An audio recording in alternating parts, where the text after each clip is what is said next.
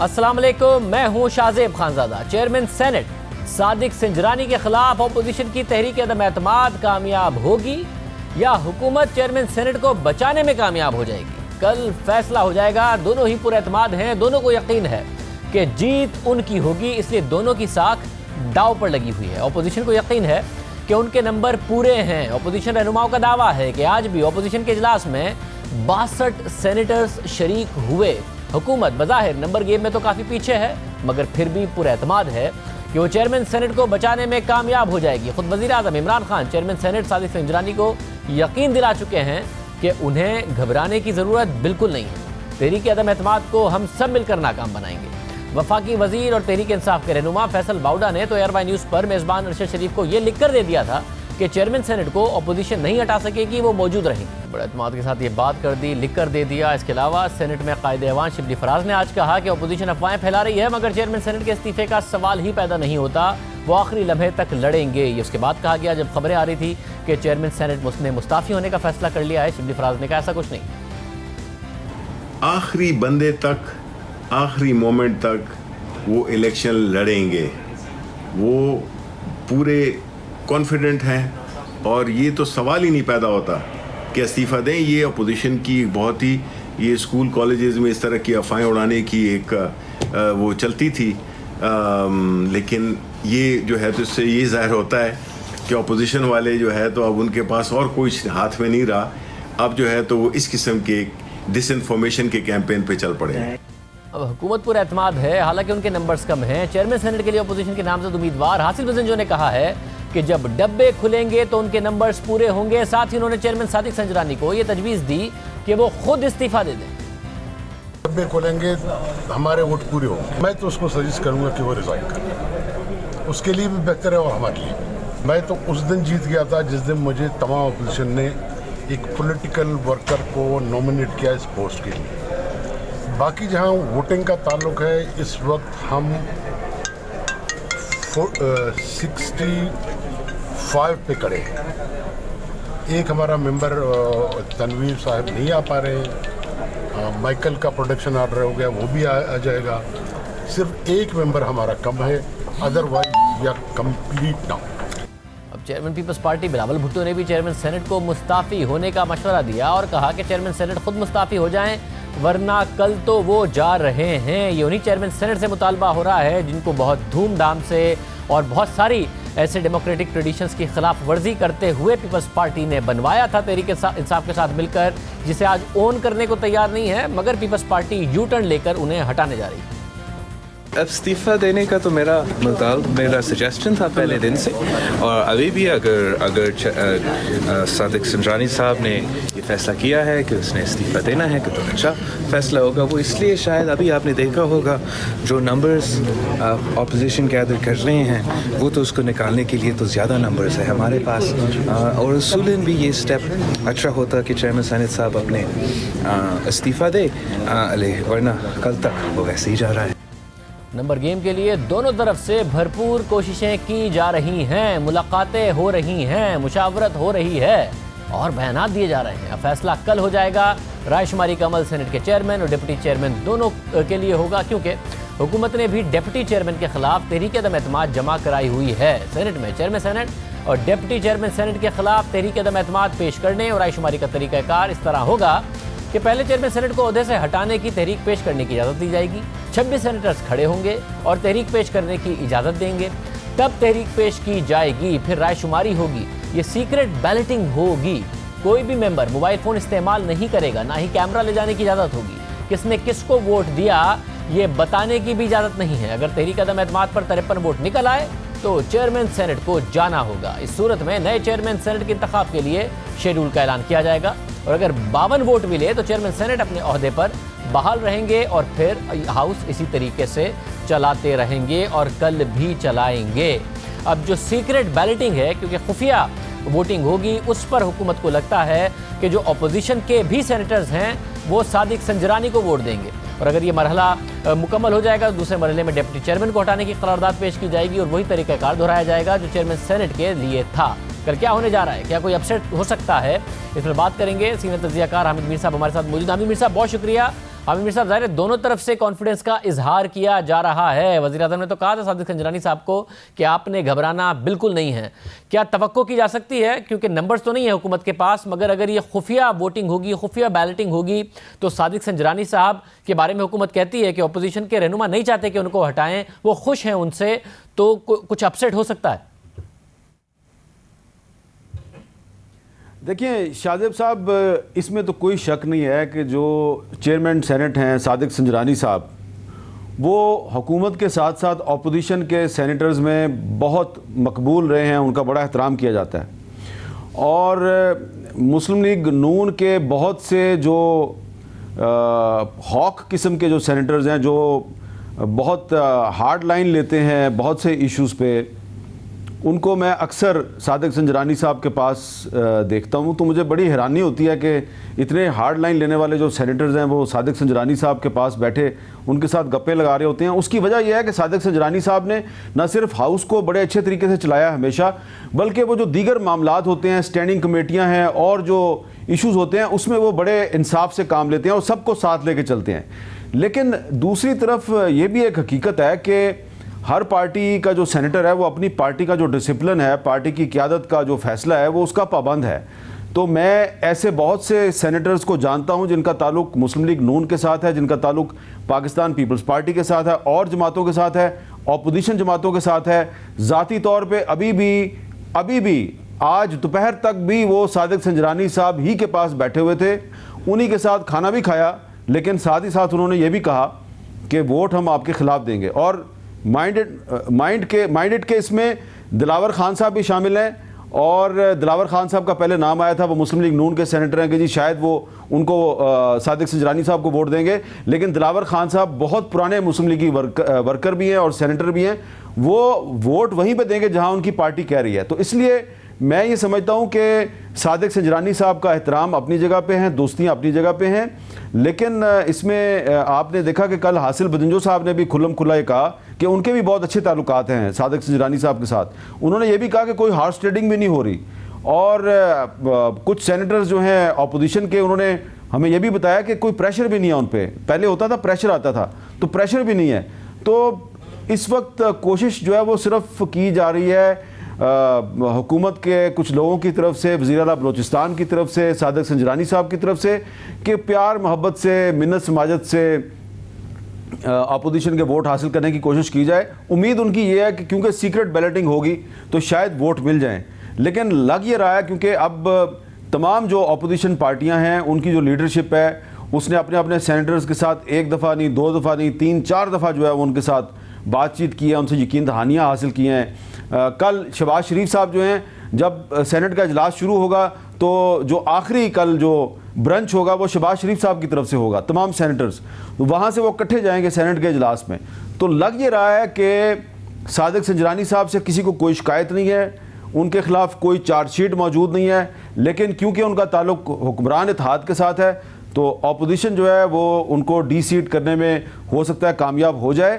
لیکن یہ مجھے لگ رہا ہے کہ جو حاصل بدنجو صاحب ہیں، ہو سکتا ہے کہ ان کو زیادہ ووٹ ملیں کل، اور سلیم آنڈی والا صاحب کو کچھ 1-2 ووٹ کم ملیں، کیونکہ ایسا پچھلے الیکشن میں بھی یہ اس طرح ہی ہوا تھا.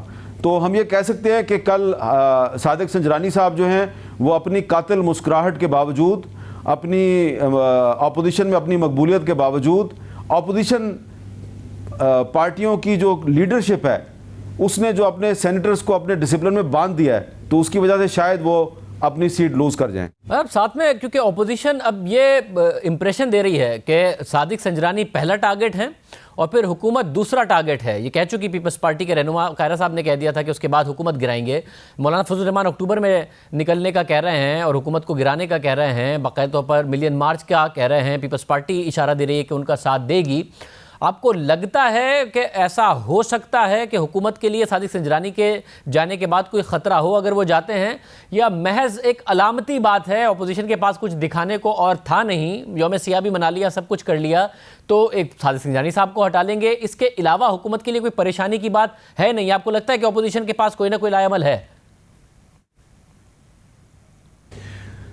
دیکھیں، حکومت کو پریشان تو ضرور ہونا چاہیے، اس لیے کہ بظاہر تو چیئرمین سینٹ کہ ہٹ جانے سے حکومت کو کوئی فرق نہیں پڑتا اور عوام کی صحت پہ بھی کوئی اثر نہیں پڑتا، لیکن یہ ہماری پارلیمنٹ کا ایوان بالا ہے، اور اگر ایوان بالا میں اپوزیشن کا چیئرمین آ جاتا ہے تو اس کے بعد پھر جو لیجسلیشن ہے اس میں حکومت کو پرابلم ہو سکتی ہے۔ لیکن اس سلسلے میں نے یہ دیکھا ہے کہ اپوزیشن جماعتوں کی جو لیڈرشپ ہے اس میں یہ انڈرسٹینڈنگ موجود ہے کہ ہم نے بلا وجہ مخالفت برائے مخالفت کے رویے کے تحت لیجسلیشن کو بلاک نہیں کرنا۔ ہاں، جہاں پہ ہمیں مخالفت کرنی پڑے گی وہاں پہ ہم ضرور کریں گے، لیکن اگر کل چیئرمین سینٹ صادق سنجرانی صاحب تبدیل ہو جاتے ہیں، ان کی جگہ پہ آ جاتے ہیں حاصل بدنجو صاحب، اور اس میں اگر حکومت کی جو ایک قومی اسمبلی میں اتحادی جماعت ہے بی این پی مینگل، تو کل اگر بی این پی مینگل کے ایک سینیٹر ڈاکٹر جہانزیب جمال دینی صاحب جو ہیں وہ صادق سنجرانی صاحب کی بجائے اگر وہ حاصل بدنجو صاحب کو اگر ووٹ دے دیتے ہیں تو پھر میرا خیال ہے کہ حکومت کو کچھ گھبرانا چاہیے اور اپنی جو دوبارہ صف بندی ہے اس پر نظر ثانی کرنی چاہیے، بی این پی مینگل کے تحفظات دور کرنے کی کوشش کرنی چاہیے، کیونکہ شاہ زیب صاحب بی این پی مینگل جو ہے وہ قومی اسمبلی میں تو اس نے عمران خان صاحب کو ووٹ دیا ہے، لیکن بلوچستان میں بی این پی مینگل جو ہے وہ مولانا فضل الرحمان صاحب کی جے یو آئی کی اتحادی ہے۔ جے یو آئی جو ہے وہ بلوچستان میں اس کے پاس کافی ممبرز ہیں اور بی این پی مینگل کے پاس بھی کافی ممبرز ہیں، اور شاید اسی لیے ہم یہ سمجھتے ہیں اور بہت سی جو اپوزیشن جماعتوں کی لیڈرشپ ہے وہ بھی یہ سمجھتی ہے کہ چیئرمین سینٹ کے خلاف تحریک عدم اعتماد اگر کامیاب ہو جاتی ہے تو اس کے بعد اگلے مرحلے میں وہ بلوچستان میں تحریک عدم اعتماد لانے کی کوشش کریں گے، اور بلوچستان میں اگر جے یو آئی اور بی این پی مینگل اور دیگر جماعتیں مل کر چیف منسٹر کو ہٹانے میں کامیاب ہو جاتی ہیں تو اس کے بعد پھر عمران خان صاحب کے لیے قومی اسمبلی میں کافی مشکلات پیدا ہو جائیں گی، کیونکہ وہاں پہ جو بی این پی مینگل کے 4 ووٹ ہیں ان کی بڑی اہمیت ہے۔ بہت شکریہ۔ حامد میر صاحب کہہ رہے تھے کہ حکومت کو کہیں نہ کہیں اس سارے معاملے میں پریشان ہونا چاہیے۔ صادق سنجرانی صاحب اس وقت خطرے میں نظر آ رہے ہیں۔ پروگرام میں ایک بریک شامل کرتے ہیں۔ مریم نواز کی آج بھی نیب میں طلبی ہوئی، سوالات جوابات ہوئے، کیا جواب ان کی طرف سے دیے گئے، نیب کے ذرائع کیا کہتے ہیں، آپ کے سامنے معاملہ رکھیں گے ایک بریک کے بعد۔ نون لیگ کی نائب صدر مریم نواز اب ایک اور کیس میں نیب کا سامنا کر رہی ہیں جس میں الزام منی لانڈرنگ کا ہے۔ نیب کی طلبی پر مریم نواز آج نیب کے سامنے پیش ہوئیں۔ تقریباً 40 منٹ تک نیب نے مریم نواز سے پوچھ گچھ کی، جس کے بعد نیب نے مریم نواز کو دوبارہ 8 اگست کو طلب کر لیا ہے۔ نیب اس کیس میں مزید تحقیقات چاہتا ہے۔ اہم بات یہ ہے کہ اسی مہینے نیب نے مریم نواز کے خلاف جعلی ٹرسٹ ڈیڈ کے معاملے پر الگ سے ٹرائل کی درخواست دائر کی تھی جو عدالت نے مسترد کر دی تھی، جس کے بعد نیب نے ایک اور کیس کی تحقیقات کا آغاز کیا۔ 23 جولائی کو نیب نے نواز شریف کے مرحوم بھائی عباس شریف کے بیٹے یوسف شریف کو چودھری شوگر مل کیس میں طلب کیا تھا، ان سے جرح کی تھی اور ان سے اس کیس سے متعلق مزید دستاویزات کا مطالبہ کیا تھا، جبکہ انہیں بھیجے گئے طلبی کے نوٹسز میں نیب کی طرف سے چودھری شوگر مل کے تمام شیئر ہولڈرز کی تفصیلات فراہم کرنے کا بھی کہا گیا تھا۔ اب اہم بات یہ ہے کہ 23 جولائی کو یوسف شریف نیب کے سامنے پیش ہوئے اور 24 جولائی کو نیب نے مریم نواز کو اس کیس میں طلبی کا نوٹس جاری کر دیا اور 31 جولائی کو انہیں پیش ہونے کا کہا گیا، اور آج مریم نواز اس کیس میں پیش ہوئی ہیں۔ مریم نواز کی طلبی کے نوٹس سے پہلے روزنامہ ڈان میں 20 جولائی کو یہ خبر شائع ہوئی تھی کہ نیب نے مبینہ طور پر لاکھوں روپے کی TTs یعنی ٹیلی گرافک ٹرانسفرز کا سراغ لگایا ہے، جس کے بینیفیشری چودھری شوگر مل کے مالکان ہیں اور فائدہ حاصل کرنے والوں میں مریم نواز بھی شامل ہیں۔ اب تک اس کیس کی تفصیلات سامنے نہیں آ سکی ہیں، البتہ خبریں یہ سامنے آ رہی ہیں کہ نیب کو فائنینشیل مانیٹرنگ یونٹ نے ایک رپورٹ دی جس میں کچھ مشتبہ TTs کی نشاندہی کی گئی جو دبئی سے چودھری شوگر ملز کو آئی تھی، اور نیب کے دعوے کے مطابق بعد میں وہ TTs مریم نواز کو منتقل ہوئی ہیں۔ یہ ابھی دعویٰ ہے جس کی تحقیقات ابھی ہونا باقی ہے۔ چودھری شوگر مل کا بار سامنے نہیں آ رہا ہے۔ اس سے پہلے JIT میں بھی چودھری شوگر مل کا نام سامنے آ چکا ہے، نہ صرف سامنے آ چکا ہے بلکہ اس کے بعد ایک تنازعہ بھی اٹھ کھڑا ہوا تھا اور اس حوالے سے ایک کیس بھی بنا تھا اور اہم گرفتاریاں بھی ہوئی تھی۔ ایک اہم گرفتاری ہوئی تھی۔ پیناما پیپرز کی تحقیقات کرنے والی JIT نے اپنی رپورٹ میں لکھا تھا کہ Pakistan securities and exchange commission نے 1 اگست 2011 میں چودھری شوگر مل کے خلاف انکوائری شروع کی جو 4 اکتوبر 2012 کو انویسٹیگیشن میں تبدیل ہوئی اور منی لانڈرنگ کی تحقیقات شروع ہوئی۔ اس حوالے سے پیناما JIT کے مطابق SECP نے برطانوی حکام سے بھی تفصیلات طلب کی، اس لیے اگست 2011 میں برطانوی حکام کو خط لکھا جواب میں جولائی 2012 میں برطانوی حکام نے اے سی سی پی سے کچھ تفصیلات طلب کی. پھر پیناما جی آئی ٹی کے مطابق اے سی سی پی کے حکام نے برطانوی حکام کے خط کا جواب نہیں دیا اور پھر جولائی 2013 میں اپنی درخواست سے دستبردار ہو گئی. اور جی آئی ٹی نے اپنی رپورٹ میں لکھا کہ انویسٹیگیشن کے دوران جی آئی ٹی اس نتیجے پر پہنچی کہ اے سی سی پی نے تحقیقات مئی یا جون 2016 میں بند کی ہیں اور ریکارڈ کو ٹیمپر کر کے اسے پچھلی تاریخ یعنی جنوری 2013 میں ظاہر کیا ہے جب پیپلز پارٹی کی حکومت تھی. اس کے علاوہ جی آئی ٹی نے لکھا کہ چیئرمین اے سی سی پی ظفر حجازی کے حکم پر ٹیمپرنگ کی گئی. اس کے بعد جی آئی ٹی نے سفارش کی کہ اس معاملے کی دوبارہ سے تحقیقات ہونی چاہیے اور سپریم کورٹ یہ معاملہ نیب کے سپرد کر سکتی ہے. یہ تھی جے آئی ٹی میں چودھری شوگر مل کا ذکر. مگر اس کے بعد ایک اور تنازع اٹھ کھڑا ہوا.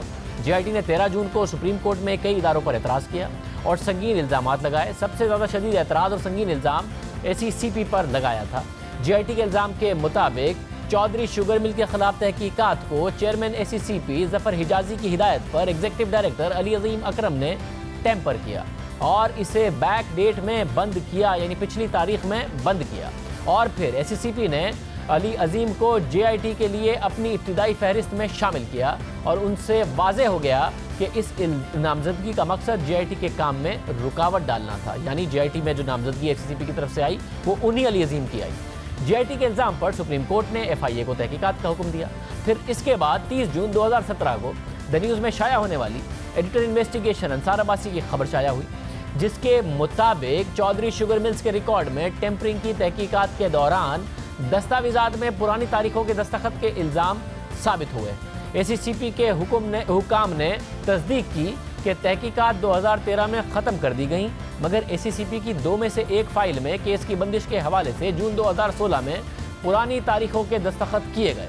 اے سی سی پی کے کارپوریٹ سپرویژن ڈپارٹمنٹ میں چودھری شوگر ملز کی 2 فائلیں بنائی گئی. ایک برطانوی حکام کے لکھے گئے خط کے حوالے سے منی لانڈرنگ کی تحقیقات سے متعلق تھی اور دوسری فائل معمول کی تحقیقات کے حوالے سے تھی. منی لانڈرنگ کے حوالے سے جاری تحقیقات کی فائل مئی 2013 میں بند کر دی گئی مگر یہ بات دوسری فائل میں نہیں لکھی گئی. پھر جون 2016 میں اے سی سی پی کے کارپوریٹ سپرویژن ڈپارٹمنٹ کے سربراہ علی عظیم اکرام کو ظفر حجازی کے دفتر میں طلب کیا گیا اور ان سے دستخط لیے گئے. ان کے علاوہ دیگر 3 اور ڈائریکٹرز بھی موجود تھے. ان میں ایک ڈائریکٹر نے جی آئی ٹی کو بتایا کہ چیئرمین اے سی سی پی نے دستخط کے لیے دباؤ ڈالا تھا. بہرحال جی آئی ٹی کے الزام کے بعد سپریم کورٹ نے ایف آئی اے کو انکوائری کا حکم دیا اور ایف آئی اے نے ظفر حجازی کو قصوروار قرار دیا اور انہیں پھر 22 جون 2017 کو گرفتار کر لیا گیا. اور اس وقت صورتحال یہ ہے کہ ظفر حجازی ضمانت پر رہا ہیں اور ان کے خلاف کیس اب تک خصوصی عدالت میں زیر سماعت ہے. یہ معاملہ 2 سال میں بھی اتنا شور اٹھنے کے بعد منطقی انجام تک نہیں پہنچایا گیا مگر اب چودھری شوگر مل کیس نئی شکل میں سامنے آ گیا ہے اور اس میں کئی کردار سامنے آ رہے ہیں. اس حوالے سے بات کریں گے نمائندہ خصوصی زاہد کشکوری. زاہد کشکوری بہت شکریہ. زاہد 2 سال پہلے بھی بہت شور مچا اور پھر وہ معاملہ ابھی تک زیر سماعت ہی ہے. اب جب یہ آج مریم نواز کی طلبی بھی ہوئی ہے نیب میں آپ کے ذرائع کیا کہتے ہیں اس حوالے سے؟ کیا ان سے سوال جواب ہوئے اور نیب کتنا کنونسڈ ہے کہ اس کیس میں جان ہے؟ شاہزیب آج دلچسپ سوالات ان سے کیے گئے ہیں. اس میں ایک اہم انکشاف سامنے آیا ہے. ہمارے ذرائع سے ہمیں معلوم ہوا ہے کہ نیب کی انویسٹیگیشن ٹیم نے 4 غیر ملکی افراد کے بارے میں ان سے سوال کیا تھا. نیب کا یہ دعویٰ ہے کہ جو فائنینشیل مانیٹرنگ یونٹ کی رپورٹ ان کو حاصل ہے وہ یہ بتاتی ہے کہ ان کی طرف سے نواز کو اور جو کہ چودھری شوگر مل کے شیئر ہولڈرز ہیں 6 لوگ ہیں شریف فیملی کے، وہاں سے پیسہ آیا ہے اور بالخصوص 3 کروڑ 40 لاکھ روپے کا معاملہ ہے. اس میں شاہزیب ایک نام ایسا ہے حیران کن طور پر ناصیر عبداللہ لوتھا جو کہ یو اے ای کا شہری ہے، مرکزی کردار ہے جعلی اکاؤنٹس کیس میں. اس کی تفصیلات سامنے آئی تھی کہ اس نے اہم رول پلے کیا ہے جس پر حکومت پاکستان نے یو اے ای گورنمنٹ کو لکھا ہوا ہے اس کی حوالگی کے لیے کہ وہ جعلی اکاؤنٹس کیس میں مطلوب ہے. اور اس بارے میں بھی نیب نے مریم نواز سے پوچھا ہے کہ اس نے آپ کو ریمیٹنسز بھیجے ہیں وہاں سے، آپ کی اس کے ساتھ کیا کاروبار کی نوعیت ہے، کیا ہے، کیسی ہے؟ یہ ایک نام ہے جو دو بڑے کیسز میں، شریف فیملی پر جو مبینہ منی لانڈرنگ کا یہ کیس ہے، پہلی دفعہ نام سامنے آیا ہے، ساتھ ہی اس سے پہلے اس کا نام فیک اکاؤنٹس میں آ چکا ہے۔ اس کے علاوہ 3 اور لوگ تھے جن کے بارے میں ان سے کاروباری نوعیت پوچھی گئی تھی۔ سعید سیف، یہ بھی یو اے ای کا شہری ہے، دوسرے شیخ زکا ہیں، یہ برطانوی شہری ہے، اور چوتھا جو کردار تھا ہانی احمد کا، یہ سعودی عرب کا شہری بتایا جاتا ہے۔ چاروں کے بارے میں پوچھا گیا تھا۔ ہمارے ذرائع یہ بتاتے ہیں کہ مریم نواز شریف نے ان چاروں سے کاروباری نوعیت کے بارے میں کہا ہے کہ مجھے کچھ معلوم نہیں ہے، میرا ان سے کوئی کاروباری ریلیشن شپ نہیں رہا، میں ان کو نہیں جانتی۔ اس کے علاوہ ان سے 2 اور مختلف نوعیت کے سوالات پوچھے گئے تھے کہ چودھری شوگر مل میں آپ کی جو شیئر ہولڈنگ ہے اس کی نوعیت کیا ہے، 1995 سے آپ کا شیئر ہے، آپ کی کاروباری نوعیت، اس کے بارے میں تفصیلات بتائیں۔ اس پر بھی انہوں نے یہ بتایا کہ وہ پہلے ہی پیناما جے آئی ٹی کو ایک تحریری بیان دے چکی ہے، اس کا اس کاروبار سے یا اس کا کوئی شیئر نہیں ہے۔ اس سے یہ بھی پوچھا گیا تھا کہ شمیم شوگر مل میں آپ کی کاروباری نوعیت کیا ہے، ساتھ ہی جو لونز لیے گئے ہیں اس میں آپ کا کتنا کردار ہے، اس پر بھی اس نے تفصیلات ان کو بتائی ہیں کہ میں اپنے وکلاء سے کنسلٹ کر کے آپ کو تحریری جواب دوں گی۔ ساتھ ہی ان سے یہ بھی پوچھا گیا تھا کہ آپ نے جو لونز لیے ہیں، آپ کو باہر سے جو گفٹ آئے ہیں اس سے آپ نے زمینیں خریدی ہیں، ان زمینوں کے بارے میں ان کی ایکچول قیمت کیا ہے، اور بعد میں پھر آپ نے گفٹ واپس کیے تو آپ کا کاروبار کی نوعیت کیسی ہے، کون سا کاروبار ہے جس کے تحت یہ آپ نے لون واپس کیے ہیں۔ اور ساتھ یہ جو منی لانڈرنگ کا کیس تھا اس میں 6 لوگوں کو، آج 2 لوگ پیش ہوئے تھے، عبدالعزیز جو کہ عباس شریف کے بیٹے ہیں وہ بھی آج پیش ہوئے تھے، ان سے بھی یہی سوالات کیے گئے تھے کہ چودھری شوگر مل میں آپ 2 لوگوں کی شیئر ہیں، ایک تو ان کے بڑے بھائی ہیں جو کہ پچھلے مہینے اپیئر ہوئے تھے نیب کے سامنے، اور کیونکہ عبدالعزیز کا جو رول ہے وہ بہت اہم ہے کاروباری نوعیت کے حساب سے عباس شریف کی فیملی میں، ان سے یہ سوالات کیے گئے تھے۔ یہ دونوں پیش ہوئے تھے لیکن دوبارہ نیب نے ان کو سمن کیا ہے 6 لوگوں کو 8 تاریخ کو، 8 اگست کو۔ اور ساتھ ہی میں آپ کو یہ بھی بتاتا چلوں کہ شریف فیملی کے کچھ لوگوں سے، بالخصوص حسن نواز شریف سے میری بات ہوئی تھی کہ آپ لوگوں کو نوٹسز جاری کیے گئے ہیں، یہ نیا ایک کیس سامنے آیا ہے منی لانڈرنگ کا، مبینہ طور پر آپ لوگوں کا کیا موقف ہے؟ تو تفصیل سے بات ہوئی تھی، ان کا یہ کہنا تھا کہ ہمیں اس کے بارے میں نئی جو ٹرانزیکشن کی تفصیلات یا ہم پر الزام لگائے گئے ہیں، فائنینشیل مانیٹرنگ یونٹ کی طرف سے تفصیلات آئی ہیں، نیب کے پاس، نیب چیئرمین کے پاس آئی تھی جنوری 2018 میں، وہ پیش کی گئی جس کی بنیاد پر یہ انکوائری شروع ہوئی ہے۔ ہمیں اس بارے میں کوئی تفصیلات کا ابھی پتہ نہیں ہے کیونکہ میرے پاس سوال نامہ پہنچا نہیں ہے، تو یہ ان کا موقف۔ شکریہ زاہد گشکوری، اس حوالے سے تفصیلات بتا رہے تھے۔ نیب کے ذرائع آج کی جو پیشی تھی مریم نواز کی، اس حوالے سے کیا کہتے ہیں، سوال جواب کے حوالے سے وہ معلومات آپ کے سامنے رکھی۔ اس کے علاوہ نیب کی کارروائیوں میں تیزی آ رہی ہے، نیب مسلسل کیسز بنا رہی ہے۔ آج بھی 9 انکوائریز کی منظوری دی گئی جن میں سے 2 سیاستدانوں کے خلاف ہیں۔ نیب اعلامیہ کے مطابق چیئرمین نیب کی زیر صدارت اہم اجلاس ہوا جس میں مختلف انکوائریوں کی منظوری دی گئی۔ اعلامیہ میں بتایا گیا ہے کہ نیب نے پیپلز پارٹی کے رہنما اور سابق اپوزیشن لیڈر خورشید شاہ کے علاوہ نون لیگ کے رہنما اور سابق گورنر خیبر پختونخوا سردار مہتاب عباسی کے خلاف بھی انکوائری کی منظوری دی ہے۔ اس کے علاوہ گزشتہ روز نیب نے حمزہ اور سلمان شہباز کے خلاف منی لانڈرنگ اور آمدنی سے زائد اثاثوں کی تحقیقات کے لیے نون لیگ کے صدر شہباز شریف کے دفاتر پر چھاپہ مارا اور وہاں سے اہم شواہد حاصل کرنے کا دعویٰ کیا ہے۔ نیب نے سابق وزیر خزانہ اسحاق ڈار کے منجمد بینک اکاؤنٹ سے 50 کروڑ روپے برآمد کر کے قومی خزانے میں جمع کروا دیے ہیں اور ان کے جائیدادوں کی نیلامی کا آغاز کر دیا گیا ہے۔ ساتھ ہی نیب ان کے خلاف ایک اور کیس بھی بنا رہی ہے۔ ڈان اخبار میں شائع ہونے والی خبر کے مطابق نیب کو سابق وزیر خزانہ کے منی لانڈرنگ کے حوالے سے شواہد مل چکے ہیں، اسے نیب اسحاق ڈار کے خلاف باقاعدہ تفتیش کا آغاز بھی کر رہی ہے اور وہ کر دیا گیا ہے۔ کافی تیزی سے نیب نے اب مزید انکوائریز اور انویسٹیگیشن شروع کی ہیں۔ پروگرام میں ایک بریک شامل کرتے ہیں، مزید عام پر بات کریں گے ایک بریک کے بعد۔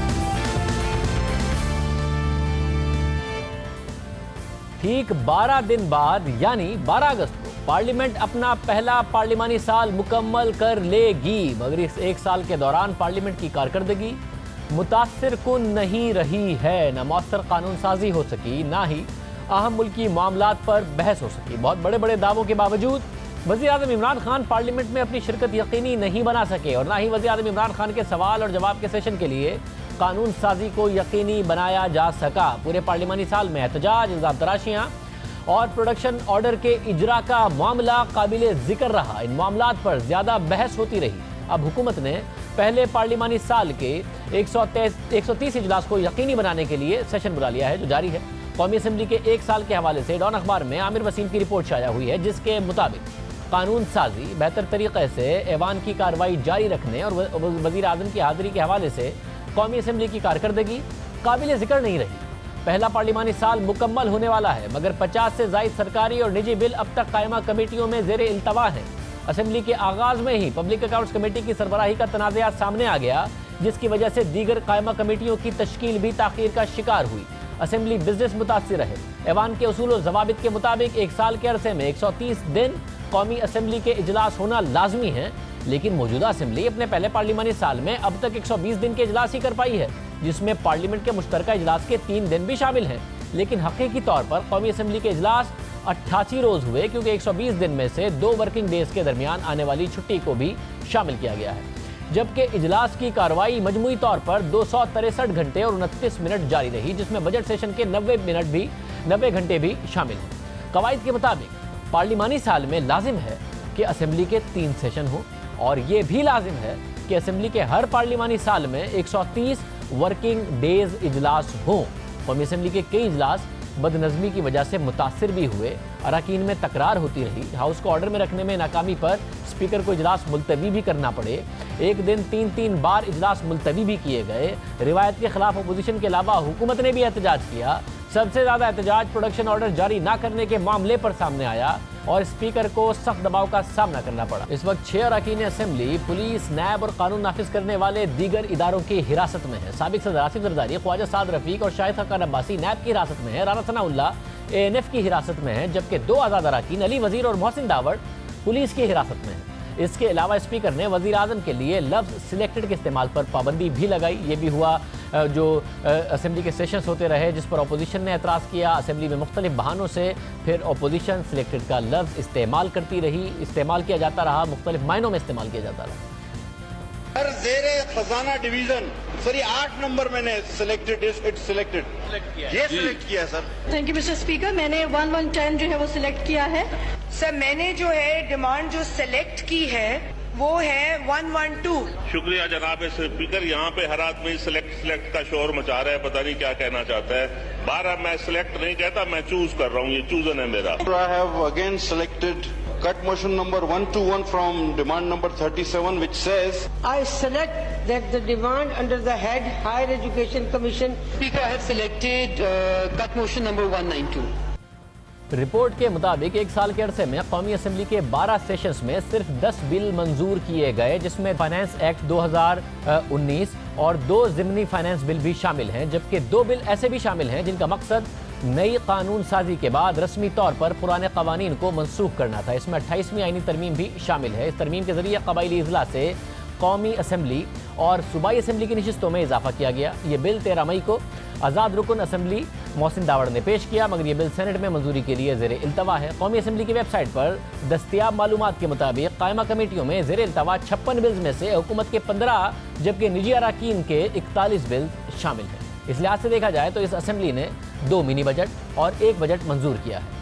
اس کے علاوہ کوئی مؤثر بل منظور نہیں ہو سکا۔ اس کے علاوہ اسپیکر نے سادگی مہم کے نام پر قائمہ کمیٹیوں کے اجلاس ملتوی کر دی اور رولنگ دی کہ جب اسمبلی کے اجلاس ہو رہے ہوں گے تب ہی قائمہ کمیٹی کے اجلاس بھی ہوں گے۔ اسپیکر نے اس رولنگ کی وجہ سادگی مہم کو قرار دیا، مگر اپوزیشن نے دعویٰ کیا کہ اسپیکر نے اپوزیشن کے اراکین اسمبلی کے پروڈکشن آرڈر جاری نہ کرنے کے لیے یہ رولنگ دی۔ سب سے اہم بات یہ ہے کہ پارلیمنٹ کے پہلے پارلیمانی سال میں وزیر اعظم عمران خان کی حاضری متاثر کن نہیں رہی، وہ بہت کم آئے اور جب آئے تو اکثر خطاب کیے بغیر ہی واپس چلے گئے۔ حالانکہ وزیر اعظم عمران خان نے اپنی پہلی تقریر میں اعلان کیا تھا کہ وہ باقاعدگی سے نہ صرف اجلاس میں شرکت کریں گے بلکہ اراکین کے سوالوں کے جواب بھی دیں گے۔ پارلیمنٹ کو امپاور کروں گا، خود ہر مہینے 2 دفعہ پرائم منسٹر کوسچن ٹائم میں یہاں کھڑا ہو کے لوگوں کا جواب دوں گا۔ وہ لوگ जो जिम्मेदार थे हमारे बच्चों को मकरूज करने के लिए, उनका एहतसाब करेंगे, इस मुल्क पे इस हाउस में डिबेट करेंगे कि ये कैसे कर्जा चढ़ा। इस पार्लियामेंट में हम डिबेट करेंगे कि उनसे हमने क्या करना है। इस हवाले से बात करेंगे स्पीकर कौमी असेंबली असद कैसर इस वक्त हमारे साथ मौजूद हैं। असद कैसर साहब, बहुत शुक्रिया हमें शो में ज्वाइन करने के लिए। जाहिर है एक बहुत ज़्यादा पोलराइज्ड इस वक्त पार्लियामेंट है, सेनेट में भी मेजॉरिटी नहीं है, जिसकी वजह से भी प्रॉब्लम होते हैं, मगर एक साल पार्लिमानी साल मुकम्मल होने जा रहा है और 10 बिल जिसमें फाइनेंस बिल भी शामिल है, कोई ज़्यादा कानून साजी नहीं हुई, कोई अच्छी डिबेट नहीं हुई है पार्लियामेंट की। ज़्यादातर जो 56 के करीब बिल हैं वो इस वक्त कायमा कमेटियों में हैं। आप समझते एक रिवायती कारकर्दगी ही दिखा रही है नए पाकिस्तान में भी पार्लियामेंट, हालांकि वादे और उम्मीदें अलग दिलाई गई थी? नहीं, देखिए इस तरह के आपको तो पता है कि हम काफ़ी वक्त तो डेड लॉक था और डेड लॉक की वजह से काफ़ी हमारा टाइम जो है ना इसमें मतलब आप यूँ समझे कि ज़ाया हुआ। उसने डेड लॉक की हमारी कोई प्रॉपर कानून साजी नहीं हो सकी।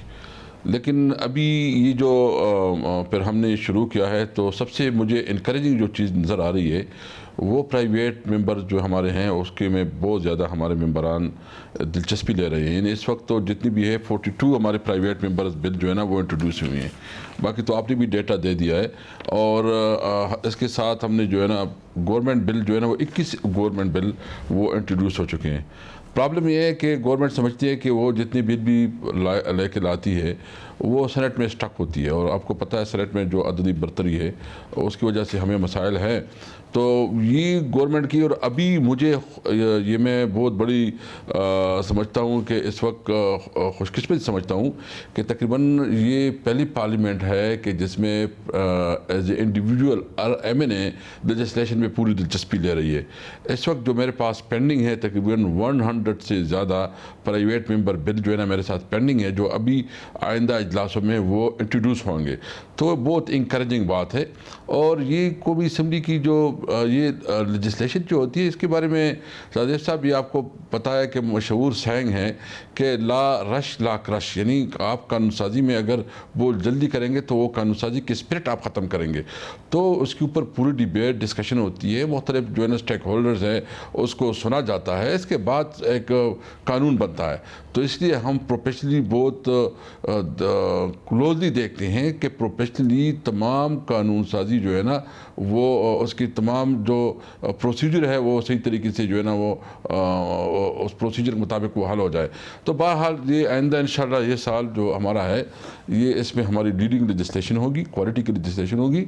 और लेजिस्लेशन वो नहीं है कि बस लेजिस्लेशन हो और फिर जो है ना उसकी वजह से नहीं, वो लेजिस्लेशन जो आवाम को रिलीफ दे, आवाम को कोई मतलब मगर इसके लिए मस्बत कैसे हो, क्योंकि जो फैक्टर्स आप बता रहे हैं नज़र आ रहा है कि पोलराइज बहुत ज़्यादा है इस वक्त पार्लियामेंट। अपोजिशन और हुकूमत की आपस में बिल्कुल नहीं बनती, अपोजिशन भी, इसमें कोई शक नहीं है कि उन्होंने कुछ मौके पर ऐसे एहतजाज किए कि जिसकी वजह से अपोजिशन अनरीजनेबल नज़र आई। मगर ये पहली एक गैर रिवायती तौर पर बात नज़र आ रही है कि अपोजिशन तो एहतजाज करती रही है माजी में, यहाँ हुकूमत भी एहतजाज करना शुरू कर देती है पार्लियामेंट के अंदर और वो भी बाकायदा तौर पर जवाब दे रही होती है। तो ये जितनी पोलराइज्ड है पार्लियामेंट, कैसे तवक्को करें कि आगे जाके मामलात बेहतर हो जाएंगे? हाँ बिल्कुल चैलेंज तो है, इसमें तो कोई शक नहीं है। मैं तो लेकिन मैंने इंशाल्लाह ये चैलेंज कबूल किया है। मेरे पास शहबाज शरीफ साहब आए थे, उसके साथ पूरा उसकी वफद आया था। तो उनके साथ भी मैंने डिस्कस किया है कि देखिए आपकी पॉलिटिक्स जो है ना वो आपकी पॉलिटिक्स अपनी जगह है, आप जलसी जुलूस जो भी करें, लेकिन असम्बली के अंदर जो हमारी कम्युनिटी है उस पर हमें आगे जाना चाहिए। गवर्नमेंट की जो सीनियर लीडरशिप है उसके साथ भी हमारी बैठक हुई है और हमने उस कोशिश की है कि हमने पार्लियामेंट को कैसे मुअस्सर बनाना है। तो एक अंडरस्टैंडिंग अभी जो हमारी CPA की कॉन्फ्रेंस हो रही है इसमें तमाम गवर्नमेंट और अपोजिशन की पूरी नुमाइंदगी मौजूद है। तो मतलब गवर्नमेंट अपनी जो उसके अहदाफ है उसके लिए जो जो इक़दाम कर सकते हैं बिल्कुल वो करे, अपोजिशन की जो जिस तरह अपने लिए आवाज़ उठाना चाहती है बिल्कुल वो करे, एहतजाज करे, जमहूरी अंदाज में करे। کرے, جو قانون کے اندر ہے وہ اس کے مطابق کرے, جو انارکی نہ پیدا ہو بلکہ صرف وہ اپنی آواز کو اٹھا سکے. اس کے لیے میں نے اس کے ساتھ بات کی ہے کہ پارلیمنٹ مشترکہ ہے, سب کا ہے. آئے پارلیمنٹ کو ہم ایک اس اینگل سے چلائے کہ یہ قوم کی امانت ہے, ہم یہاں لیجسلیشن کرے, قوم کی آواز اٹھائے. تو اس کے لیے میری ان کے ساتھ نیگوسیشن ہو رہی ہے. ہوپ پوری مجھے امید ہے کہ کم از کم پارلیمنٹ کے اندر جو ہماری بنیادی کام ہے لیجسلیشن اور اس قسم کے معاملات میں مجھے امید ہے کہ انشاءاللہ معاملات ٹھیک رہیں گے. یہ اچھی بات ہے کہ آپ اور معاملات اگر بہتر ہو جاتے ہیں, پارلیمنٹ ڈیلیور کرتی ہے, قانون سازی میں اچھی ڈیبیٹ میں اور زیادہ اچھا ہوگا. مگر زیادہ تر جو ماحول خراب رہا وہ اپوزیشن کی گرفتاریوں کے بعد پروڈکشن آرڈر کے معاملے پر رہا. جب آپ نے پروڈکشن آرڈر جاری کر دیے تو پھر وزیر اعظم نے باقاعدہ فلور آف دا ہاؤس میں آپ کو ایڈریس کر کے اپنے تحفظات کا اس پر اظہار کیا. اب تحریک انصاف کی بھی انوکھی پالیسی ہے, پنجاب میں علیم خان گرفتار ہوتے ہیں تو باقاعدہ طور پر پروڈکشن آرڈر جاری ہوتے ہیں, انہیں 4 قائمہ کمیٹیوں کا پھر ممبر بنایا جاتا ہے. وہ 80% ٹائم انہوں نے اپنی گرفتاری کے دوران پارلیمنٹ کے اندر گزارا ہے. باقاعدہ طور پر ان کے باورچی گھر والے سب ان کے پاس آ جاتے تھے. پھر علیم خان کی جیسے ہی ضمانت ہوتی ہے تو وہ قائمہ کمیٹیوں سے استعفیٰ بھی دے دیتے ہیں. ابھی سبطین صاحب گرفتار ہوئے وزارت سے استعفیٰ دینے کے بعد, تو ان کے لیے بھی پروڈکشن آرڈر جاری ہو رہے ہیں. مگر تحریک انصاف کو مرکز میں شکایت ہے کہ اپوزیشن کے پروڈکشن آرڈر کیوں جاری ہو رہے ہیں, اور اب بھی اس اجلاس میں بھی یہی معاملہ چل رہا ہے. تو یہ معاملہ کیسے حل ہوگا؟